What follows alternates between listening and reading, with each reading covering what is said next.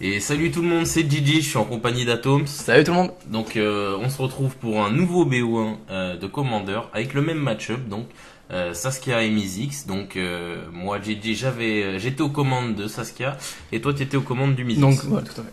Donc on peut expliquer rapidement ce qu'on l'a déjà fait à la dernière game. Les effets de notre commandeur, qu'est-ce que fait Mizzix, Atoms? Donc Mizzix va, quand il sera sur le terrain bien sûr, incrémenter des compteurs expérience à chaque fois que vous allez jouer des sorts éphémères ou rituels.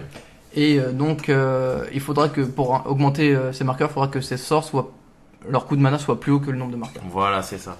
Donc c'est vraiment un général puissant sur le long terme. Donc voilà, Atoms jouait plutôt un deck contrôle.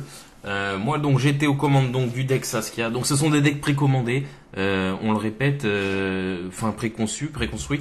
À part Atoms qui a, je sais pas si dans ce match-up t'avais déjà incorporé je crois les qu'on a bots. même tous les deux fait quelques modifications. Ah ok, et bon bref, donc c'est grosse, à une ou deux cartes près sur 100, c'est les mêmes que les préconstruits. Donc Saskia, quand elle arrive sur le champ de bataille, je sélectionne un joueur, et à chaque fois que Saskia ou l'une de mes créatures inflige des blessures de combat à un joueur, ce qui est utile en CPS, du coup, enfin chacun pour soi, la créature réinflige ses blessures au joueur choisi.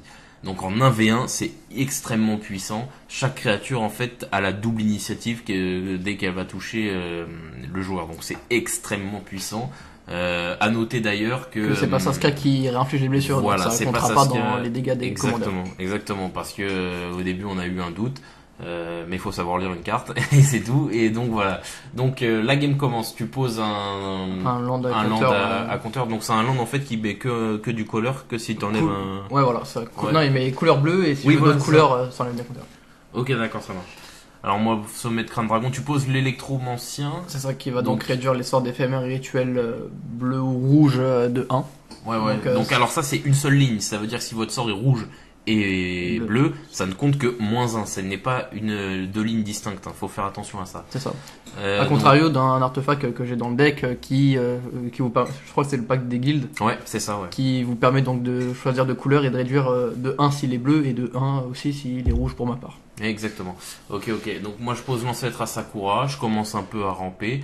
Le but, voilà, donc Saskia, ce qui est très bien dans ce deck, enfin à mon humble avis et test que j'ai pu effectuer contre seulement le deck d'Atoms, donc ça vaut ce que ça vaut. Le deck est extrêmement bien curvé. C'est-à-dire que les cartes s'enchaînent parfaitement, il y a des tours 1 assez fréquemment, il y a les tours 2 qui suivent, les tours 3 et paf, tour 4 Saskia, et Saskia a la célérité avec toutes les bêtes, ça peut aller extrêmement vite. Atoms peut en certifier la chose, ça va très très vite à mettre. Voilà, il y a un dé de 20 qui part, ça peut arriver, tour 4, tour 5, ah bah tu prends 20, ok.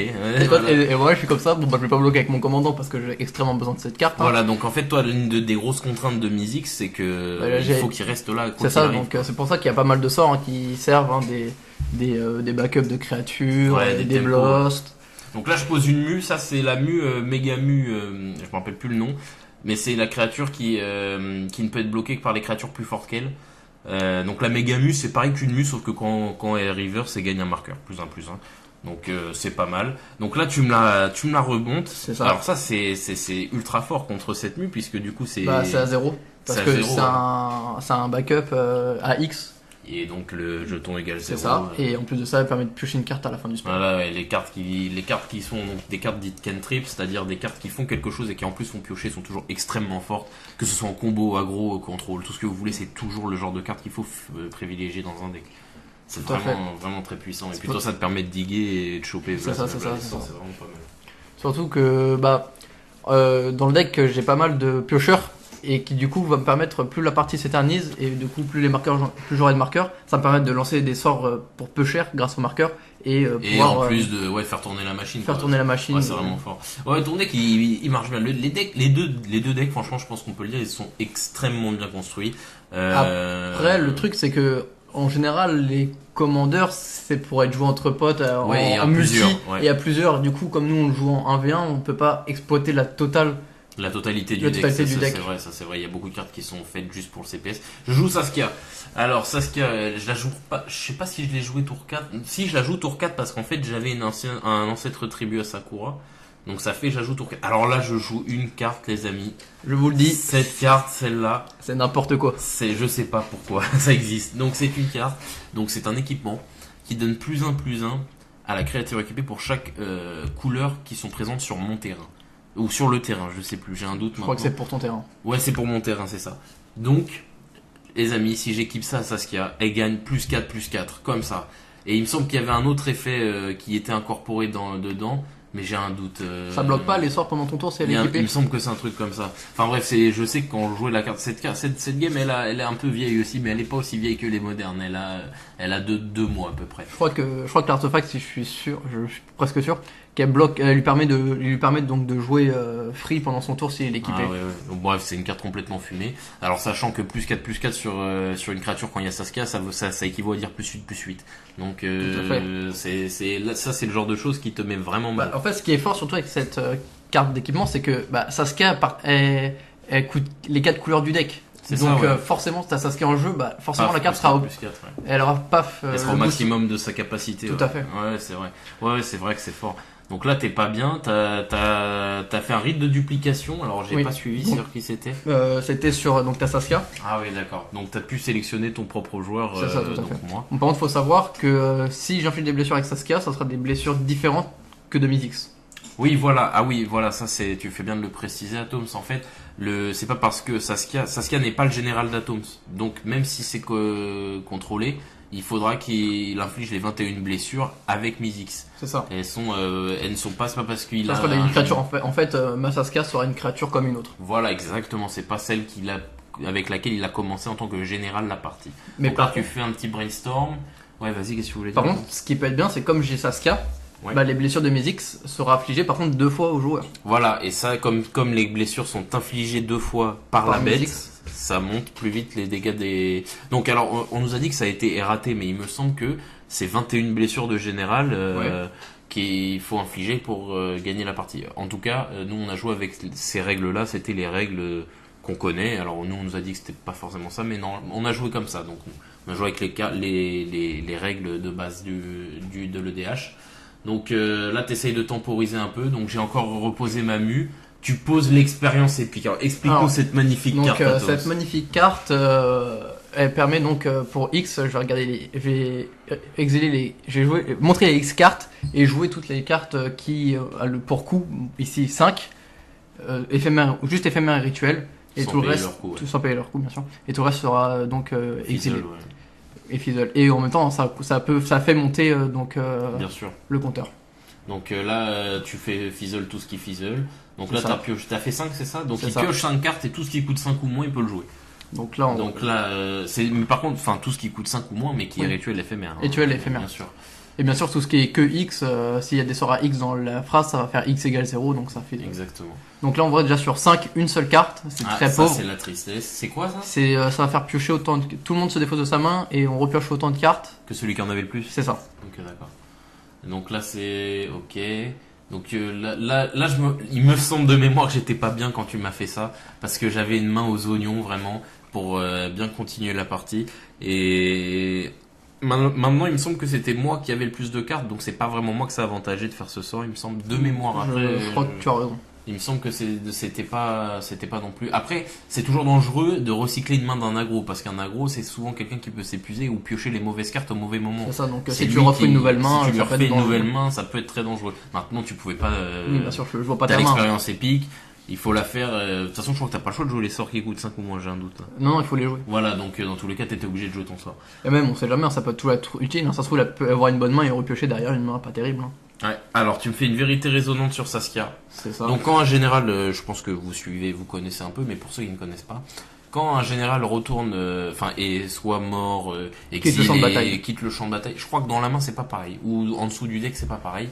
Mais dans la majorité des cas, là j'ai pas la liste explicite, la ligne totale des règles, mais quand elle retourne donc dans un endroit où elle devrait mourir, elle peut retourner dans la zone de commandement et elle coûte 2 mana incolores de plus par fois où est-ce qu'elle va mourir. Donc là, ma Saskia elle coûte les 4 mana colorés plus 2 mana incolores. ce qui est assez embêtant dans un deck aggro. Maintenant, moi, je dois le reconnaître, ce deck a aucun problème de mana. Et vraiment aucun. Je pense que vous pouvez demander à n'importe quelle personne qui connaît le deck qui vous dira ça. Oui, moi, c'était un deck qui m'a été conseillé par un vendeur d'une boutique. Moi, j'avais pour objet à la base d'acheter Atraxa, qui me paraissait vraiment meilleur à tous les niveaux. Et moi, on m'a tout de suite dit que Atraxa, oui, la carte en elle-même est très forte. Je suis pas là pour vous vendre un deck ou l'autre, hein. Je vous dis vraiment ce qui s'est passé. Et mais on m'a dit voilà que Saskia, oui, sur papier paraît moins forte en termes de général, mais par contre la mana base, ça rigole pas. Et là, je peux vous certifier, ça rigole pas. J'ai jamais eu de problème de mana avec un 4. Je le certifie aussi. Hein.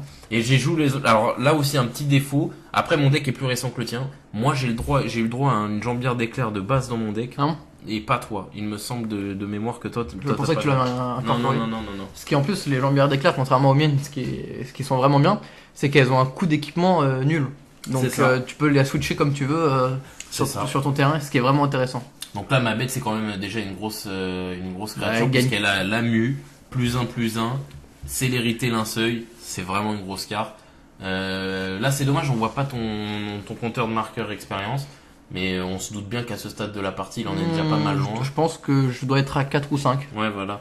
Mais le problème, c'est que là, t'es quand même vachement en danger sur ton Mizzix. Tu te permets d'attaquer avec ton Mizzix. Ah bah je gratte vraiment pas d'âme. Je gratte le plus de points de vie que je peux. Hein. On sait jamais si j'arrive à. Parce que là, ce qui est triste, c'est que voilà, l'un des gros points faibles de Mizzix, c'est que là, alors je sais plus si j'ai une foudre. Non, je crois pas que j'ai de foudre dans le deck, mais j'ai des blasts. Voilà, n'importe quel blast, le bonhomme, il a 2 de défense, il se prend une baffe, il rentre chez lui. C'est ça le problème. Ça, c'est le vrai problème de Mizzix. C'est ça que je comprends pas, ils auraient dû mettre une protection dans le deck parce que. Zéro, on a des removals pour le board adverse. Mais pour protéger son commandant, bah, hormis ça. En plus, t'as très peu de contre, hein, t'as pas de négation. Non, j'ai juste le contre de Izette, qui est incontrable, mais il y en a un, vu que c'est un commandeur. C'est ça. Et là, je rejoue Saskia, je lui équipe les bottes d'éclair, ton board est engagé. Là, tu prends la sauce. Là, Saskia, elle inflige 6 par elle-même.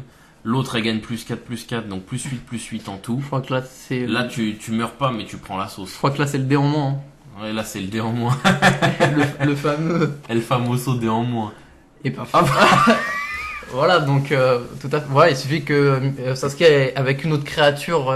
Bon, il y a le fléau. Oui, il y a le fléau, mais bon, il suffit qu'avec une ou plusieurs créatures, tel champ. Le champ libre. Le champ libre, c'est bon. Là, tu priais une race, là. Ouais, mais même une race, parce qu'avec le boost du fléau. Et encore. N'importe quelle bête devient solide, quoi. C'est ça. Il suffit juste que tu aies Saskia sur le terrain. +4/+4.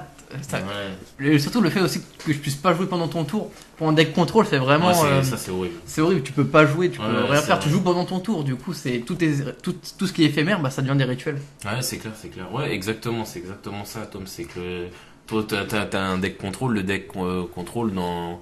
La grosse difficulté d'un deck contrôle, c'est de jouer en réaction efficacement. Exact. Et là, on te met de l'aile dans le plomb, c'est ça, du plomb dans l'aile, pardon.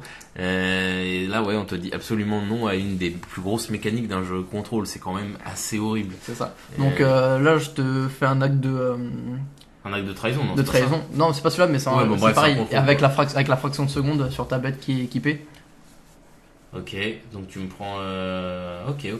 Donc là c'est juste pour frapper un peu, hein, mais tu sens déjà que la game. Je pense oui, mais je peux toujours prier la tu la joues, c'est que t'estimes que. Hein, en plus de ça, ce qui est bien, c'est que ça te des équipes et. Ouais. Donc là, c'est mon tour. Ouais, c'est vrai que t'es quand même pas bien là. Ah ouais, là j'ai essayé de T'as essayé de mettre une douille en plus. Là j'ai sorti la douille et il a dit non. non, parce qu'on n'est pas en tournoi, là je suis à 100% de ma capacité. Là, pour le coup, s'il veut l'équiper, bah, je peux jouer quelque chose en réponse quand même. Exactement. Et là je vois que j'ai abandonné. Ah, c'est l'abandon.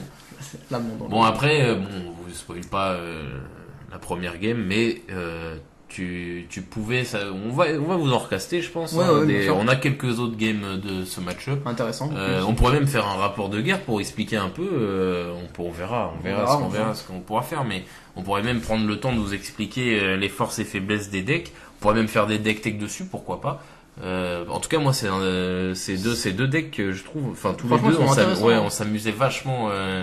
Ces dernières vacances à bien s'amuser sur ces deux decks là. Maintenant on les a pas encore testés contre d'autres EDH, on va bientôt le faire. Dès qu'on a ça dans la boîte, on recordera aussi ces games. Donc voilà, c'était un petit peu une interlude entre nos decks de moderne, tout à fait. Nos duels de moderne. Donc nous, on va bientôt se rendre en boutique pour un prochain tournoi la semaine prochaine, en fait, pour être tout à fait honnête avec vous. C'est ça. On se retrouve la semaine prochaine en boutique pour avec le même deck, avec le Living End d'Atoms. J'ai pas encore de deck moderne de prêt pour pouvoir l'accompagner en tournoi, ça ne serait tardé. C'est ça. Donc on va se retrouver encore en boutique pour soutenir Atoms, filmer tout ça et espérer qui gagne un BO3, ça serait beau. Pas mal, ça serait pas mal. Bon je crois qu'on a tout dit, et puis Atom, c'est un dernier truc à dire. Vous pouvez toujours vous abonner donc à la chaîne, lâcher le petit pouce bleu de l'amour et surtout et un commentaire, hein. On lit, on vous répond et ça fait vraiment plaisir de vous voir commenter et faire participer à la communauté Magic FR. Bon la semaine prochaine tout le monde, salut. Salut tout le monde.